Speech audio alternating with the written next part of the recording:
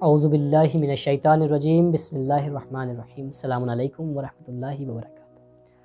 آپ تمامی حضرات کا ہمارے چینل رزویز براڈ کاسٹنگ نیٹ ورک میں خیر مقدم ہے۔ امید کرتے ہیں کہ خیر و عافیت سے ہوں گے۔ خداوند متعال آپ سب کو سلامت رکھے۔ اسی کے ساتھ ساتھ آپ تمامی حضرات کی خدمت میں، تمام مومنین و مومنات کی خدمت میں ماہ مبارک رمضان کی مبارکباد پیش کرتے ہیں۔ اللہ نے کتنا عظیم تحفہ ہمیں دیا ہے ماہ مبارک رمضان کی شکل میں، کہ اپنے بندے کے لیے یہ عظیم تحفہ ہے اللہ کی طرف سے بندوں کے لیے، کہ اللہ کا بندہ اس میں بہترین طریقے سے، اچھے طریقے سے اللہ کی عبادت کر سکے اور اپنے آپ کو جو ہے بخشوا سکے، اپنے گناہوں کی معافی طلب کر سکے۔ اگر انسان ماہ مبارک رمضان میں نہ بخشا گیا تو کس مہینے میں بخشا جائے گا؟ لہٰذا ہمیں چاہیے کہ ماہ مبارک رمضان جتنا ہو سکے اللہ کی عبادت کریں، اس لیے کہ عام مہینوں میں عبادت کا ثواب تو ہے ہی ہے، ایسا نہیں کہ عبادت کا ثواب نہیں ہے، لیکن ماہ مبارک رمضان میں عبادتوں کا ثواب دو گنا یا اس سے بھی کہیں زیادہ ہو جایا کرتا ہے۔ لہٰذا ہمیں اس بات کا خیال رکھنا چاہیے کہ اس مہینے میں جتنا ہو سکے اللہ کی عبادت کریں، اپنے گناہوں کی معافی مانگیں۔ یہ ماہ مغفرت ہے، ماہ رحمت ہے، اور جیسا کہ مستحضر ہیں آپ، انشاءاللہ ماہ مبارک رمضان میں مختلف علماء سے مختلف موضوعات پر گفتگو ہونی ہے۔ مبارک رمضان کے پہلے عشرے میں ہمارے ساتھ موجود ہوں گے حجت الاسلام والمسلمین علیہ جناب مولانا سید ساجد حسین رضوی صاحب قبلہ، جو امام سجاد علیہ السلام کی صحیفہ سجادیہ کے 8ویں دعا یعنی دعائے ہشتم سے اس کی شرح بیان کریں گے، جس میں رذائل اخلاقی کو بیان کیا گیا ہے، یعنی ایسے اخلاق جو کہ برے اخلاق ہوا کرتے ہیں۔ امام نے اس پر گفتگو کی ہے کہ انسان اپنے آپ کو کس طریقے سے سنوارے، ایسے اخلاق سے کس طریقے سے دور ہو۔ لہذا اسی پر گفتگو کرنے کے لیے ہمارے ساتھ موجود ہیں حجت الاسلام والمسلمین علیہ جناب مولانا سید ساجد حسین صاحب قبلہ قمی۔ آئیے بغیر کسی تاخیر کے ہم مولانا کے روبرو چلتے ہیں۔ اعوذ باللہ من الشیطان الرجیم، بسم اللہ الرحمن الرحیم، وبہ نستعین وہو خیر ناصر ومعین، وصلی اللہ علی محمد وآلہ الطاہرین، ولعنۃ اللہ علی اعدائہم اجمعین من الآن الی قیام یوم الدین، اما بعد، فقد قال اللہ الحکیم، بسم اللہ الرحمن الرحیم، ادعونی استجب لکم۔ معزز ناظرین، السلام علیکم ورحمۃ اللہ وبرکاتہ۔ ماہ مبارک رمضان برکت کا مہینہ ہے، مغفرت کا مہینہ ہے، خدائے تعالیٰ کا مہینہ ہے، اور یہ سارے مہینوں سے افضل ہے۔ یہ وہ مہینہ ہے جس میں آسمان، جنت اور رحمت کے دروازے کھل جاتے ہیں اور دوزخ کے دروازے بند کر دیے جاتے ہیں۔ اسی مہینے میں ایک رات ایسی بھی ہے جس میں عبادت کرنا 1000 مہینوں کی عبادت سے بہتر ہے۔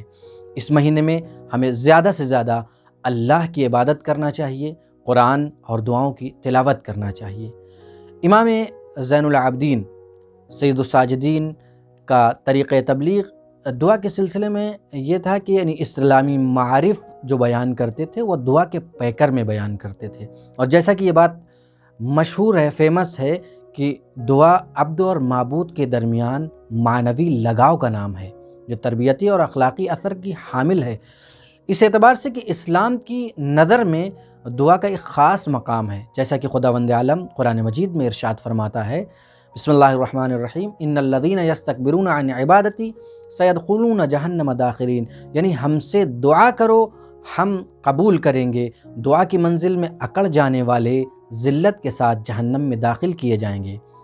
دوسری جگہ پر قرآن مجید میں اللہ ارشاد فرماتا ہے، وَإِذَا سَأَلَكَ عِبَادِي عَنِّي فَإِنِّي قَرِيبٌ أُجِيبُ دَعْوَةَ الدَّاعِ إِذَا دَعَانِ فَلْيَسْتَجِيبُوا لِي وَلْيُؤْمِنُوا بِي لَعَلَّهُمْ يَرْشُدُونَ، یعنی میرے بندے میرے بارے میں سوال کریں تو کہہ دو کہ میں بہت قریب ہوں، اور مجھ سے جب کوئی دعا مانگتا ہے تو میں ہر دعا کرنے والوں کی دعا کو سنتا ہوں، اور جو مناسب ہو تو قبول کرتا ہوں، بس انہیں چاہیے کہ میرا ہی کہنا مانیں اور مجھ پر ایمان لے آئیں۔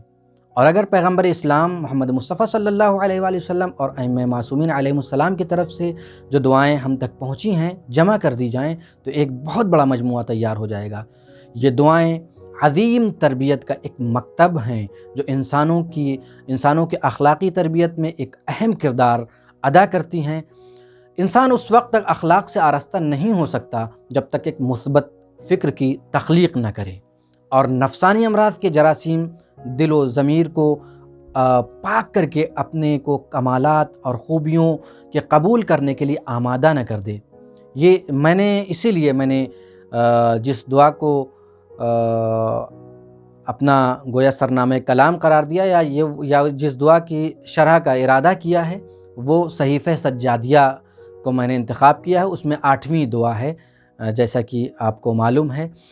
اس دعا میں جن نفسانی عیوب یعنی غیر پسندیدہ اخلاق کو بیان کیا گیا ہے یہ وہی جراثیم ہیں جو نفسانی مرض کو ایجاد کرتے ہیں اور انہیں پروان چڑھاتے ہیں، اور انسان کے بلند بالا احساسات کو ختم کر کے اسے خواہشات کا گرویدہ بنا دیتے ہیں۔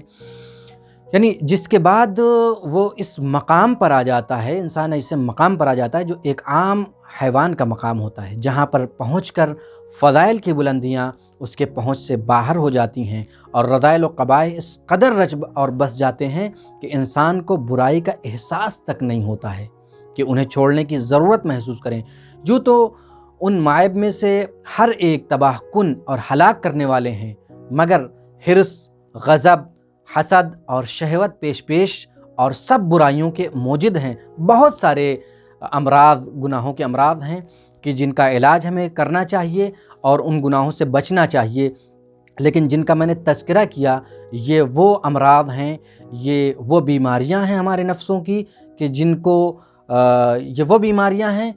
کو ختم کرنا ہمارے لیے بہت ضروری ہے اگر اللہ کا تقرب چاہتے ہیں، اہل بیت علیہ السلام کی خوشنودی اور رضا چاہتے ہیں۔ لہذا انشاءاللہ آنے والے دنوں میں آپ کی خدمت میں، یعنی میں انشاءاللہ کل اگلے ایپیسوڈ میں دعا کی شروعات کروں گا، دعا کی تلاوت کروں گا اور اس کی مختصر شرح آپ کی خدمت میں پیش کروں گا۔